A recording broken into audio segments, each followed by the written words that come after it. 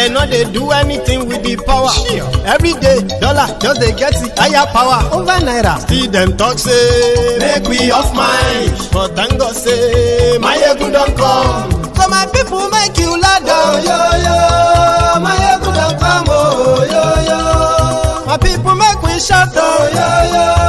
My ego don't come, oh yo yo. My ego don't come, man of the masses, oh yo yo. My ego don't come, oh yo yo.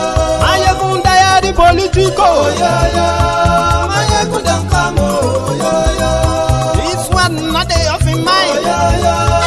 My ego don't come, oh yo yo. Person where they do evil, no one make person talk. Them say that Mayekun, that man too they talk. He too they talk. Say Mayekun diary, he they hot like pepper. But every day then they take money in bulk. Woman picking, they the street they hawk. Still them talk say make we no talk. But thank God say Mayekun don't come. So my people make you laugh, oh yo yo. Mayekun don't come, oh yo yo. My people make you shout, oh yo yo. Mayekun don't come, oh yo yo.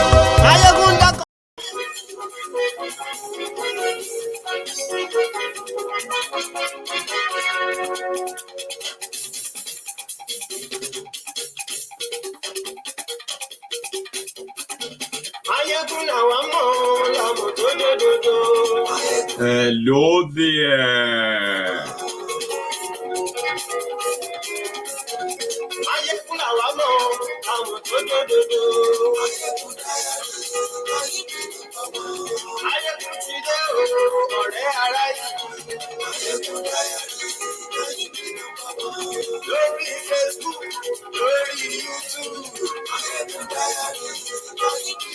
Good morning to you, good afternoon to you, and good evening to you from wherever you are watching from.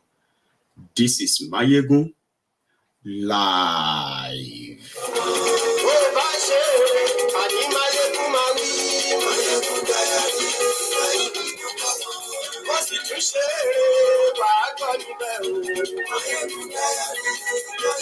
Thank you so much for joining me from wherever you are watching from. Please read the caption of the broadcast. Take your time to read the description as well.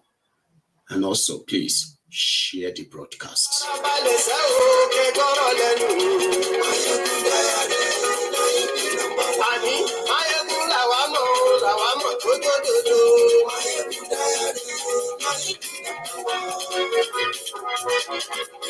That's right. Adieu, Aketi.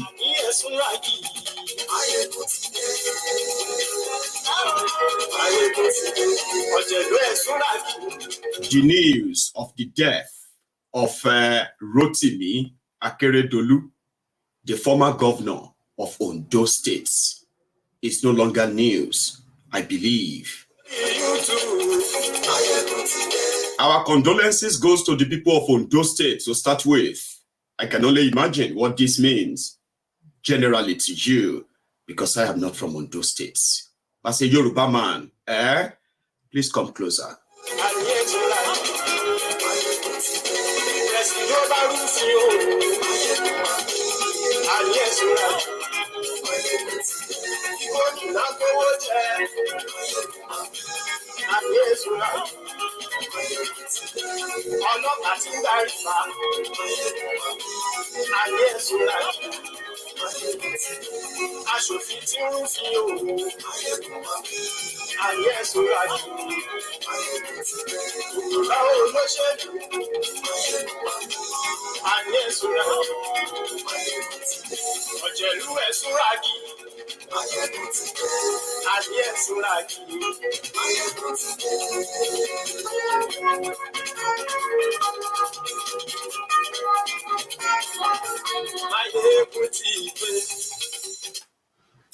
Motide. So good morning to you once again. Good afternoon to you. And good evening to you from wherever you are watching from. It is Mayegun Live. And the conversation tonight is not for us to gloat, okay, or to mock the death of anyone. It is actually going to be the session and segment that I am going to do my best to speak directly to that your subconscious mind. And the moment like this will then serve as a sober reflection for all of us, including myself, the MOG of the Temple of Truth. We are not here to laugh at them, mock them, or even call on whatever other things that you might want to. I want a critical session whereby you are going to have a serious critical thinking wherever you are. Because you see, this is also going to help you as an individual when you are to make decisions. Because a lot of us are enablers of all of these families or these criminals that we all agree cut across every nook and cranny of Nigeria. Nigeria's situation has gotten to a stage whereby it is no longer hidden. Nigerians love their criminals differently. So therefore, it is not a moment of gloating. It is a moment of sober reflection that hopefully humanity will win. Well, I believe humanity will win. Rotimi Akeredolu, the former governor of Ondo State, has been off the radar for a very long time now. And as a governor of a state, of course, Rotimi Akeredolu will mean different things to different people in Ondo State. They have his scorecard. But for all of us who are Yorubas, including those of us who are Southerners, we can tell that before Rotimi Akeredolu became the governor of Ondo State, he had this aura, he has this personality, a personality of a nationalist, Yoruba first. He never hid that. He was a human rights constitutional lawyer. He was the former president of the Nigerian Bar Association. He was somebody who was very, very vocal when it comes to national politics in Nigeria, as well as regional politics. The Yoruba politics. He's been very prominent. So this is why somebody like myself and the rest of you watching me right now, okay, should find this segment on Mayegun's Diary Political very important. So Akeredolu, among others, before the military junta ended, and this demonstration of craze and thieves and lunatics became a thing. They were a symbol of what you could call, credibility, probity, responsibility, personalities that people will wish were those running the government of Nigeria. Unfortunately, people like me didn't join them at the time, but they kind of fought for it. They were fighting for democracy, constitutional democracy, a federal system sort of a democracy. They knew what Nigeria needed.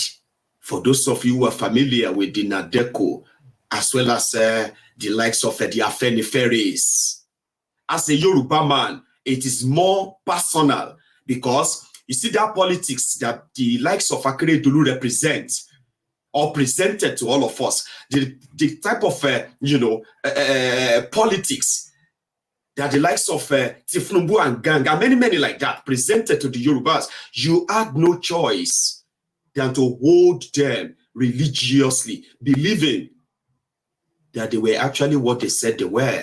It was easier.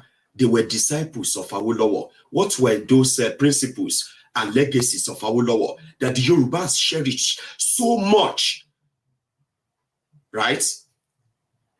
Education. So it was so easy. So this politics of give Ijoba Awarawa, the government of the people, by the people, and for the people, it was going to be so beneficial to the Yorubas that they became one of the arrowhead and champions for return to democracy. 24 years after that, Akeredolu, like many others before him, Yorubas, they had the opportunity to replicate exactly what we read that Awolowo did, not just for the Yoruba, so for the entire Western region that cut across to what is today's Warri Delta State. The type of government and policies we expected them to give them to us in this their charade democracy for 24 years. Yorubas, like many others across Nigeria, we were all let down. Democracy became the government of the greedy, by the greedy, and for the greedy. The selfish interest of the criminals who never really are interested in investing in the people. So the people lost. Akeredolu, like I said, also got his own shot when he became governor. And you see all of that pandemic, the disease of non-payment of workers' salaries, looting, self-serving, stealing, and all of those things that are synonymous to those that were never elected by the people became the order of the day among the supposed Yoruba progressives. Our schools continue to be dilapidated. Our children are being offered the worst of the poorest education. They are today unemployed, many of them unemployable, no thanks to the disciples of Awolowo. Awolowo built the biggest premier hospital in Western region of Nigeria, that it was so good that the king of Saudi Arabia chooses that place for his own foreign medical treatment. These are records. But for 24 years, Awolowo and the government of Western region, with no access to crude oil money, and this incessant borrowing, selfish and self-interest, self-centered crooks that have taken over, Awolowo had a shot of the entire Western region for less than 6 years. These guys have been in charge of Yoruba land for the past 24 years. Yorubas have become poorer, just like the rest of Nigeria, and Nigerians have become poorer in 24 years. So everybody has their own shots. Pensioners not being paid. Ondo people will tell you more. People being underpaid, they will say a lot about that. That is why I said Akeredolu means so many things to so many people. But as a Yoruba man, one of the things that got missing in this their charade fraudulent democracy in Nigeria was that before this democracy, the champions of democracy, they said Nigeria needed true federalism. Nigeria needed restructuring, or else Nigeria is going to break up. So democracy came. We, the Yorubas, and so many of them who claim to be pro-democratic elements, they found it difficult to tell their senators, to tell their representatives, to tell their own status of assemblies, to make the push for 1, restructuring of Nigeria, 2, regional system of government, 3, the change of that fraudulent constitution. 24 years, the supposed progressive Yorubas who fought for democracy, they were comfortable operating the Decree 24 of Abdusalami Abubakar, because it serves them And the excuse was the northern Nigeria will never allow it. But there was never anywhere on record in any of the Yoruba states where the Awolowo descendants, fraudulent scammers, there is no record anywhere that, oh, the Yoruba senators, the Yoruba reps, they have been pushing for the change of Nigeria constitution. They have been pushing for the restructuring. It doesn't matter, political party. No. They were giving excuses because it was serving them. They were, in fact, they became dictators since the fraudulent constitution allowed them to be that. They became lord over their people and impoverished them even more. So we suffered all of this for 24 years in the hands of so many of these criminals, parading themselves as disciples of Awolowo, who never represent anything Awolowo represented at all. They wanted to own the world. They wanted to own the land. The state resources become their family piggy banks.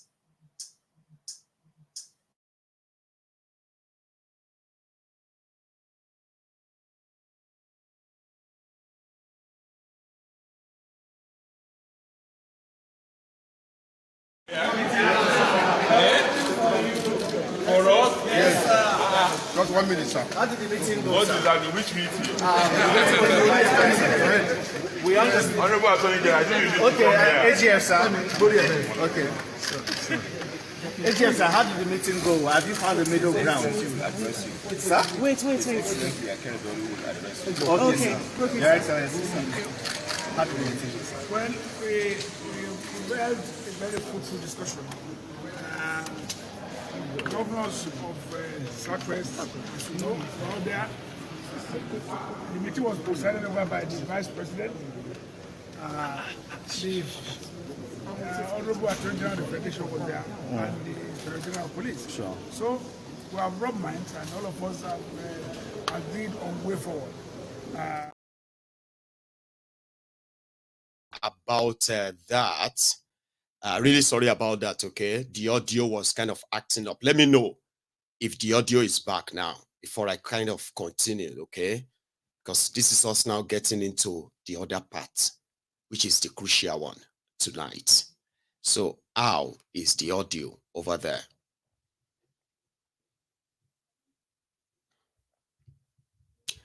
Thank you. So let us continue. So for these 24 years, we watched helplessly how Yoruba land descended into a feudalist state where we could easily say Yoruba governors, they were simply paper tigers. They were just stooges. They were not representing the Yoruba people. Then APC, Egbekegbe, under Bokuwari, decided to actually take it a notch further when the Fulani terrorists invaded southern Nigeria, kidnapping people, ransacking farms, killing people on their farms, and the Nigeria media was reporting them as farmers' others clashes. How could farmers and others clash on the farmer's farm? And you reported that as farmers' others clash. I am working on my farm. The terrorists brings in their cows, destroy my farm. When I try to push back, I get attacked, killed. And then the media reported it as farmers' others clashes. How could I clash with people inside my home? So they were doing everything to suppress that. As Yorubas, reactions followed. People decided to stand up against these marauders. They formed groups. There came the problem, the real one, which obviously then showed that it is either the Yorubas are already, like many others in Nigeria, it's either we are already sort of trapped, enslaved, and just waiting to be killed, or we are actually Yorubas, sons and daughters of the soil. People started reacting. In these reactions, we became aware the real saboteurs among the Yorubas, our suspects, or our suspicion, they were right. Because of a political interests, there were Yorubas who were ready to see other Yorubas slaughtered and killed, as long as it is not going to affect them becoming the president. And that was Tifnumbu. So people started reacting. You remember that time? That was when Akeredolu stepped forward.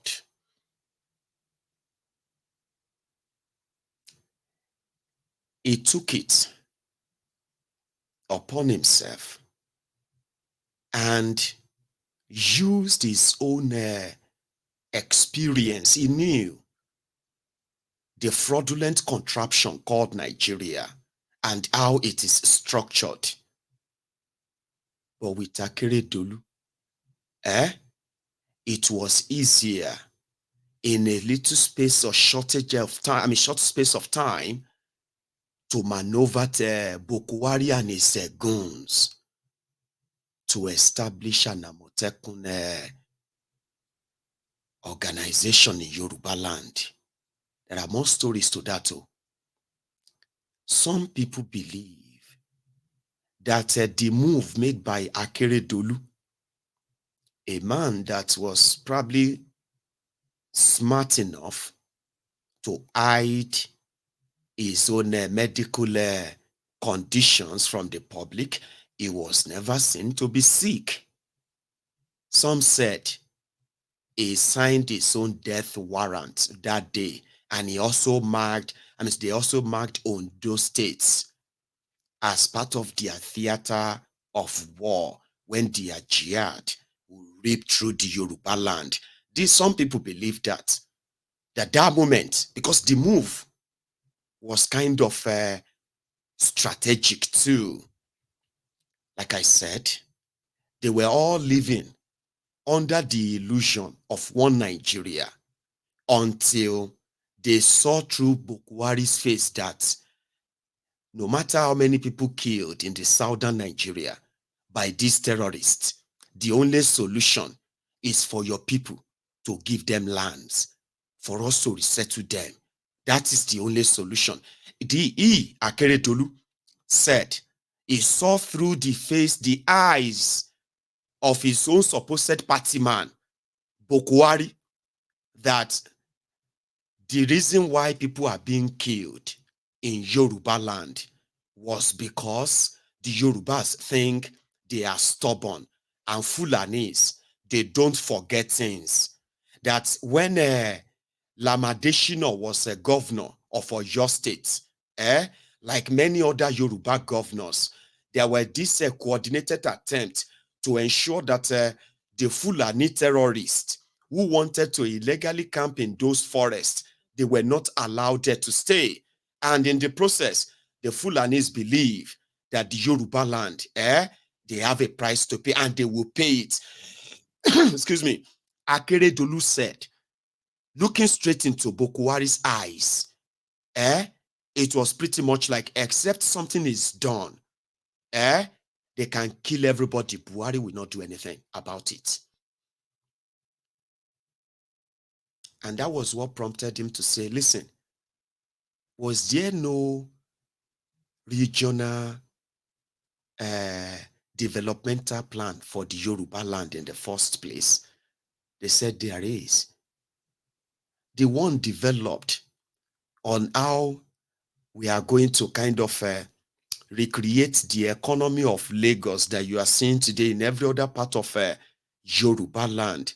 where the wealth redistribution, development redistribution, including security of all those Yoruba land, will be coordinated in a way that they will be done all together, like collaboratively. They said there is. Then I think we have to bring it out now. Even though when they knew that the fraudulent 1999 constitution will never allow them to be able to go to go out there and procure the adequate, sophisticated weapons that can really confront these terrorists. They know that's sort of a lacuna. But you know what Akeredolu said? He said, listen, if we either want to do, is either we do something or we all wait to die. That is the agenda. He saw through it. So they called the Southern security meeting in Akure. At that meeting, it was concluded that Southern Nigeria needs their own locally assembled security team that understands the terrain of their different indigenous land. And once they see any invader from anywhere, from every part of it, every of this border that is shared with the troubled northern part of Nigeria, right? They can easily curtail them, neutralize them. So the agenda, he knew that the Nigeria of what you have, everyone is going to take advantage. He knew, but he dragged the entire South. They pretended to agree. The Igbo governors, the South governors, they were not interested. But Akeredolu knew. But if they had made the move, they would say the Yorubas are assembling, they are assembling an army to break away from Nigeria. So what did he do? They said, well, we have agreed, and we have, our people wanted security outfits that would protect them. Let's start with that. So they went on, to promulgate laws. The State House of Assembly in Yoruba land, for the first time in 24 years, they actually sat together to agree to make law in the interest of the people of Yoruba land against external invaders. That law prohibited you moving your cows on foot in any part of Yoruba land. It's a crime. Then if you ever have to move your cows into anybody's farm, it's an act of terrorism. You will be arrested for terrorism. If you are carrying an AK-47 or whatsoever you in any part of Yoruba land, you will be matched with the same violence. They made law for that. Guess those who went after Akeredolu? Bokwari, Malamu, and their police IG. In one of the interviews, and Angono, not just that, Lagos State was not interested in giving support to that security outfit. They don't even want Amotekun. Osun State at the time, who actually has to be like at the forefront, because of Tifnubu's influence, they were not fully really interested, right? But Oyo State, where Seyi Makinde at the time was the first-time governor, right, also keyed into it. Ogun State was not really interested. Ogun State, where the Fulani terrorists have already ransacked communities around the Yewa North of Ogun State, Yewa North local government areas. They were not really interested because of Tifnubu's political interest. So, nevertheless, Akeredolu and his ambition of saying, we need to do something. In one of those interviews on record. At least when civil defense started, they were not carrying arms. They didn't allow them to carry arms. But a case was made. At the end of the day, today they carry arms. I'm sure Amotekun case gradually will be like that. We're going to make the case. Well, Your Excellency, it appears as though the IGP isn't bulging, and now we know that there's a community policing idea they're pushing, and I'm wondering, what if in eventuality that the IGP says, well, this is not going to happen except you collapse Amotekun into community policing, then would you just leave Amotekun to be handicapped in court for the time being? What are you going to do, really? I've said this. I said it clearly. Let me repeat it. We will not collapse Amotekun to community policing. Amotekun will start on his own. There is a law creating this Amotekun setup, this security setup. So it's not going to be collapsed. There is no intimidation. We are not people that can be intimidated, and we are not people that the IG will give order to. It's not possible. We will not collapse it. I've said so. There's no need for us to belabor this issue. We will not. But all we say is that if he's prepared, we are prepared to discuss with him. Let us discuss on this matter. Amotekun is different. Community police is different. Amotekun will collaborate. All of us will collaborate together. The issue now that is left is about carrying arms. And we say we will pursue this and make them understand at the end of the day. If the IG now does not understand, he will leave one day. Well, another IG will come, other people might understand. If he doesn't want to understand, we are not forcing him to understand. We are saying, let us hold discussion. But if they come out and want to repeat every time about Amotekun being like something that is they feel irritated about, it's not fair. It's not fair. We have taken them through this of what Amotekun is all about, and the state have gone ahead. We have our laws. We will live by that law and abide by it. And if anybody feels otherwise, let him go to court and challenge the law. There's no need for us to bicker on this matter. And we are saying with all sense of responsibility that Amotekun will stay and we will go ahead to negotiate. That's what I'm saying. We'll discuss with the police on issue of arms. And at the point in time, just like they did with the civil defense and a few other paramilitary or military or police security today that are carrying arms, I know the time will come. But if they say no, I said we are prepared to continue to use non-prohibited arms, at least with our blood and everything, to secure the lives and properties of our people. It's as simple as that. You see, some people may not understand the significance of his position at the time. Here you get, he knew that what they were about to do would stand no chance because of the way Nigeria is structured. But one thing they were not prepared to do is for you to keep telling them that that will be the end of it. Like, just because, you know something, that singular move rattled this Sharia jihadist north at the time, 2020. It rattled them. They specifically, you see, when the Fulani terrorists were killing our people across Yoruba land, kidnapping them, they were as quiet, as cold as dodo. The moment the southern governors came together that they want to act on it, and they actually started acting on it, established this Ebubeagu that was supposed to also be kind of similar.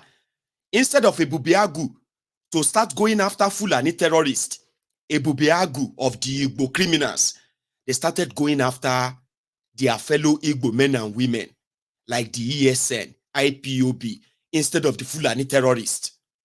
But the likes of Akeredolu standing that time, it rattled them so much that they called an emergency Northern Governors meeting. Miyetti Allah gave like about 500 press releases. The Miyetti Allah, they started kind of threatening, at a point, they started threatening the southern governors. Anybody that implements that thing is enemy of the North. Hello? How can people want to protect themselves, against armed terrorists who are killing people? How can they be enemy of the North? So you are comfortable for your terrorists to continue to, really?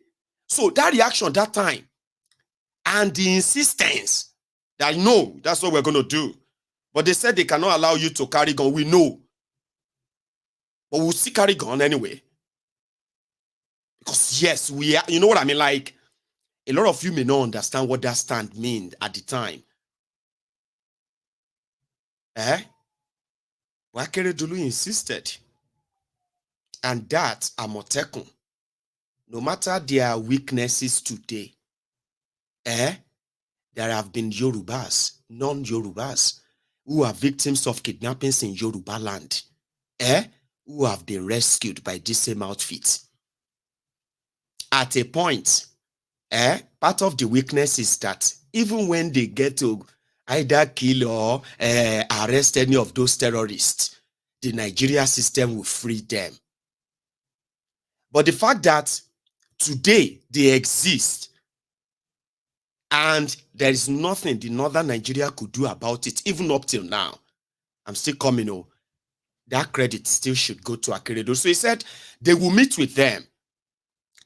So Akeredolu now mobilized all these Yoruba governors that were interested. And they decided to go and speak to Bokuwari, to talk to his police IG. Why are you against the people defending themselves? Why are you against that? Amotekun is set up to go after Fulani terrorists and other criminal activities going on in our forest.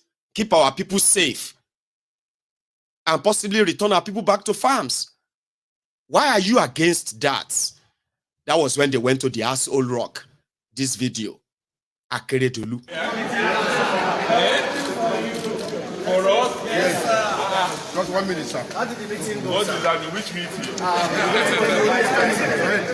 We understand. Honorable Attorney General, I think you should Okay, come here. AGF, sir. Okay.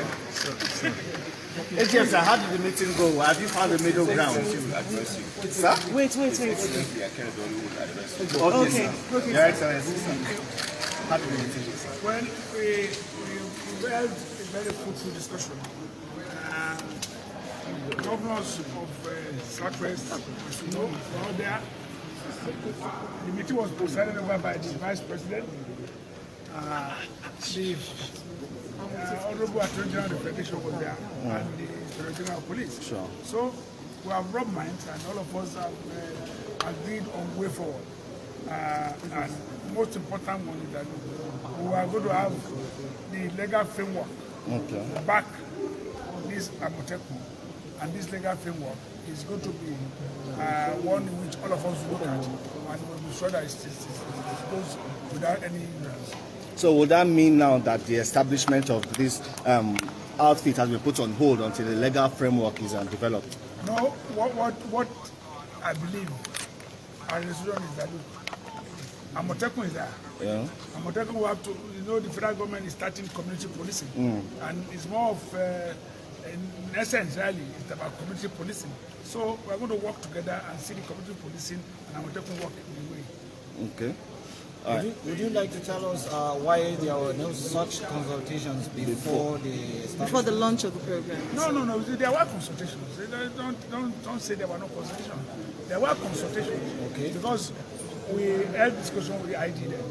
And what has developed is what has led to this. Not that there were no consultations. We just felt that, look, with all this noise outside, it's better for us to sit down.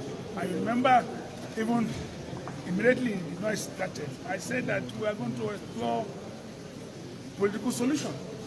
And all of us are here. My colleague, Deputy Governor of Ondo, who is of PDP, all of us are here. So we have looked at this solution to it now, political and legal solution to it. All of us will do it. So what will you be telling your people that are already protesting out there? Protesting about what? Protesting, saying that the government is for. No, they're saying for it, saying that the government is trying to stop something that they want. What message do you have for The them? government is not The trying to Attorney stop. General has clarified that. The Attorney General has spoken. I'm sure you all read the statement that it was misinterpreted. So it's so clear. So there was no time. At no time did the government wanted to stop Amotekun. That's what must go about it. And all of us believe that they don't want to stop Amotekun. And the Federal Attorney General haven't spoken. It's all about us. So there's no problem. Okay, maybe the Attorney General will set the record straight and The record has been set straight by the federal government's position from you, sir. From you, sir. So do you want me to tell you what happened that day so that you understand that the context of that video better? I'll tell you. You know, people like us were already on their necks, releasing information and happenings as they are, and people are already reacting back in Nigeria. So part of that is the reason why the likes of Akeredolu and the rest of them were putting all of that together, right? So Malamu came out and he said Amotekun is illegal. Akeredolu came out and said Malamu was talking nonsense. Who the hell are you, Malamu? We were elected as governors by our own people.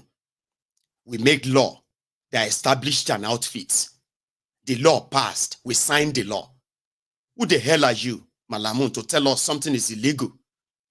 So in the process, they now said they wanted to do political solution. So in their political solution, right, Malamu and their northern criminals, the jihadists, they said Boko Haram had a plan for community police. And they have a template of how the community police is going to be structured.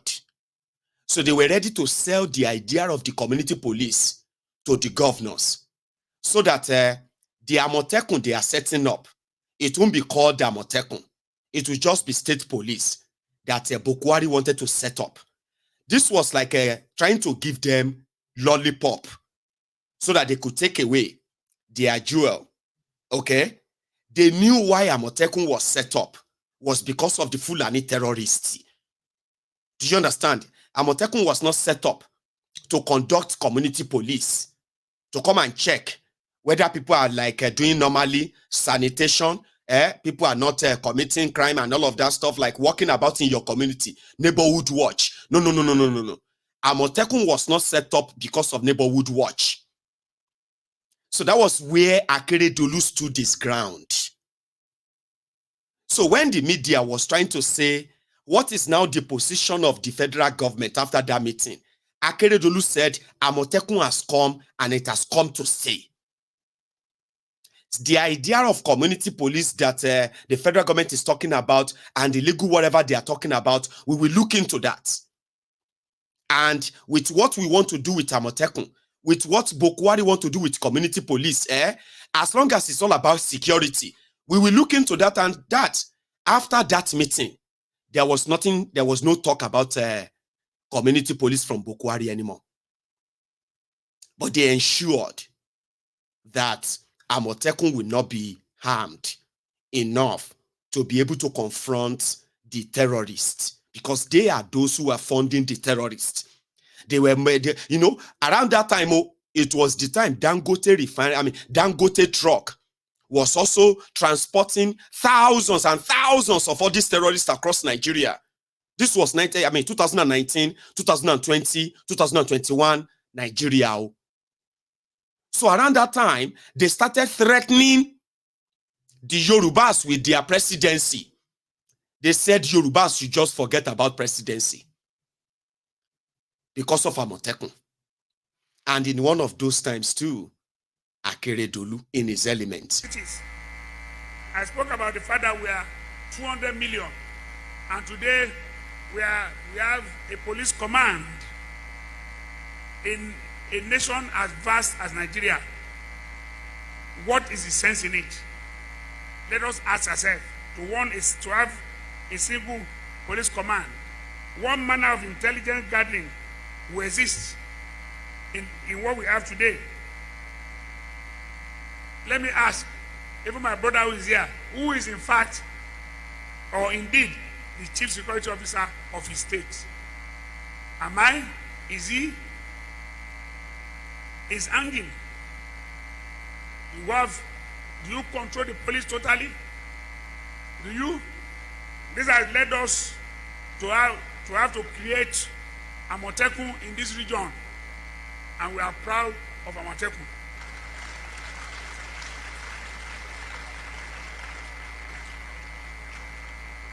We had to take the bull by the horn in spite of opposition, and we are determined that we will not leave our lives and properties in the hands of those who don't want to protect us. We will protect ourselves.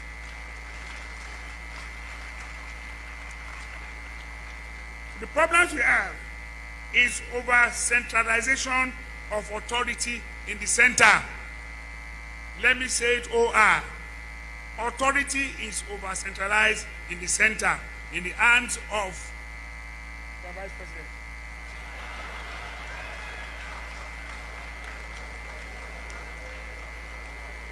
I know you will laugh, but Mr. Vice President is a professor of law. I'm sure you all know. And all of us, even when we are in court, we learn evidence from him. But he's also a constitutional expert. And I'm sure he will agree with our position. We are suffering in this country from mutual suspicion. Don't you believe? The people don't trust the government. The government don't trust the people. Even within the government, they don't trust themselves.